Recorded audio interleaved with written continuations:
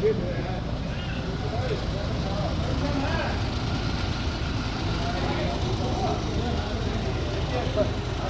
यार।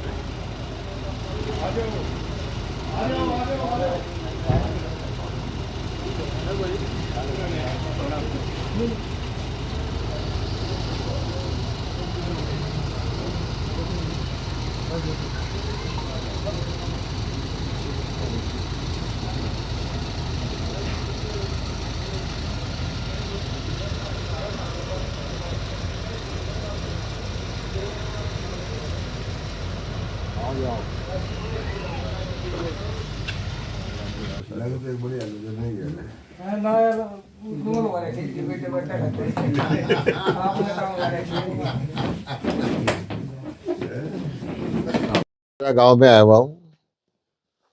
गोहाना के साथी, खरखोदा के साथी, सोनीपत के साथी यहाँ पर आए हैं।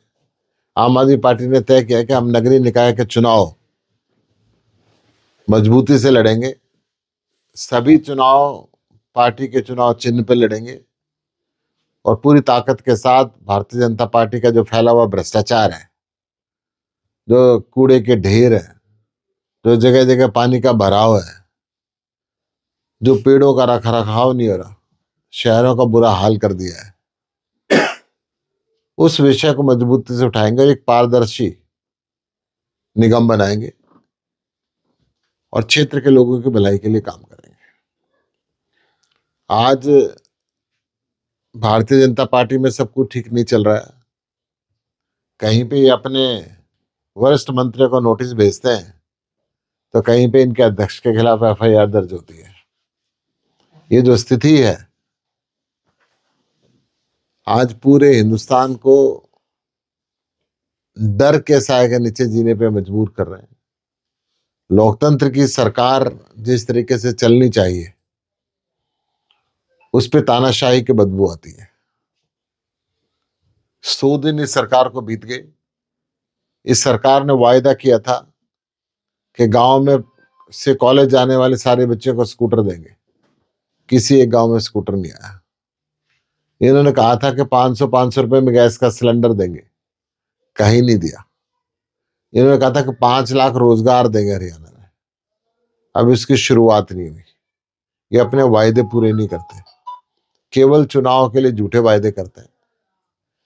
दिल्ली के अंदर अभी चुनाव हुआ, दिल्ली के लोगों ने से बीजेपी ने वायदा किया कि जो अरविंद केजरीवाल सुविधाएं देता था, 24 घंटे बिजली और पानी मुफ्त, बस यात्रा बहनों को मुफ्त, बढ़िया से बढ़िया स्कूलों की शिक्षा मुफ्त, बढ़िया से बढ़िया हॉस्पिटल की चिकित्सा मुफ्त। मैं कहना चाहूंगा कि आप जब दिल्ली में वायदा कर सकते हो, हरियाणा के भी दिल्ली के 3 तरफ है, हरियाणा के अंदर भी आप वो सुविधाएं दें ताकि हरियाणा के लोगों ने जो आपके ऊपर विश्वास व्यक्त किया है उनको भी लगे कि इस सरकार ने हमारे लिए कुछ काम किया है।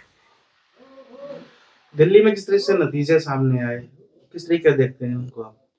देखिए, कि 3 बार सत्ता में रही पार्टी, 3 बार सरकार बनी, चौथी बार जनता ने हमें सशक्त विपक्ष का रोल दिया है, हम उस रोल को निभाएंगे। बड़े नेता को हार का सामना करना पड़ा, केजरीवाल भी कुछ शामिल है इसमें। मैं कह सकता हूं कि जो भी जनादेश है उसको हम सिर माथे पे लेते हैं। ये बात अलग है कि हमारे खिलाफ पुलिस बल का प्रयोग किया गया, धन बल का प्रयोग किया गया, सरकारी तंत्र का प्रयोग किया गया, जूते बांटे गए, पैसे बांटे गए, रात को लोगों को पैसे देके शाही लगा के वोट डालने से वंचित किया गया, चुनाव आयोग से उतारा, हर तरीके का दुराचार इस इलेक्शन के दौरान हुआ। परंतु फिर भी हम ये कहेंगे जनादेश है और जनता ने जो ड्यूटी दी उसको हम निभाएंगे। लेकिन हरियाणा के नेता तो यमुना का जो पानी है उसको बता रहे हैं कि इस तरह से बयानबाजी की थी केजरीवाल ने, उसका नतीजा है ये धर्म अधर्म की लड़ाई रही है। देखिए, अगर यमुनानगर से लेके गंदा नाला चले और इंद्री में बिना साफ के जमुना में मिला दिया जाए, पानीपत का सारा इंडस्ट्रियल वेस्ट बिना साफ के यमुना में डाल दिया जाए, सोनीपत के सारे इंडस्ट्रियल वेस्ट को दहीसरा में जाके यमुना में डाल दिया जाए। अगर इसको धर्म मानते तो ये धर्म इनको मुबारक। जमुना और गंगा ये देश की लाइफलाइन है। पंजाब में भी कांग्रेस जो है बड़ा एफआईआर खेला करने जा रही केजरीवाल है। के खिलाफ इस बयान को लेके नेताओं ने कराई है बीजेपी के। एफआईआर तो ये दर्ज कराते रहेंगे। इन्होंने हमारा ऐसा कौन सा नेता है जिसके खिलाफ एफआईआर दर्ज नहीं कराई, जिनको जेल नहीं भेजा, परंतु सब सुप्रीम कोर्ट से क्लीन चिट लेके वापस आए। जिस तरह से एक बार फिर निकाय चुनाव है, क्या साथ में लड़ेगी पार्टी कांग्रेस के या अलग से लड़ेगी? आम आदमी पार्टी अपने दम पे लड़ेगी। ये निकाय चुनाव है। निकाय चुनाव में लोग उन्हीं को चुनते हैं जो सेवा करते हैं। निकाय चुनाव में लोग उन्हीं को चुनते हैं जो भ्रष्टाचार फ्री होते हैं। निकाय चुनाव में लोग उन्हीं को चुनते हैं जो लोगों के दिन सुबह शाम काम आते हैं। और आम आदमी पार्टी का एक कार्यकर्ता जनता की सेवा में जुटा हुआ है। तो क्या पार्षदी का चुनाव उस पर लड़ा जाएगा? क्या चेयरमैन का, पार्षद का, सारे चुनाव सिंबल पे लड़ेंगे। गुप्ता जी, पंजाब में कांग्रेस जो है बड़ा खेला करने जा रही है आपकी पार्टी की।